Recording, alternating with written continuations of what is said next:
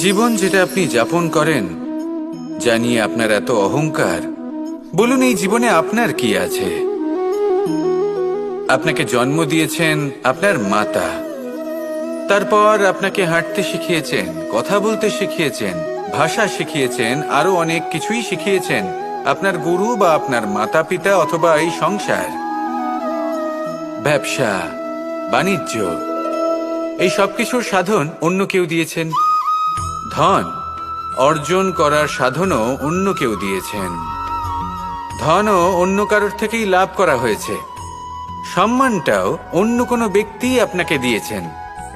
জন্মের পর প্রথম স্নানও অন্য কারোর হাতে করতে হয়েছে। মৃত্যুর পরেও অন্তিম স্নানটাও অন্য কেউ করাবে। তাহলে এই সংসারে আপনার নিজের কি আছে? জীবন।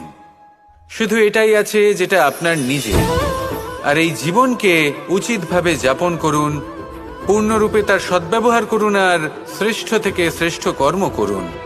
যদি সময় এলে পরে অন্য কেউ আপনাকে কিছু দেয় আপনার যেটার প্রয়োজন ছিল, তাহলে সময় এলে আপনাকেও অন্যদের সব কিছুই দেওয়া উচিত।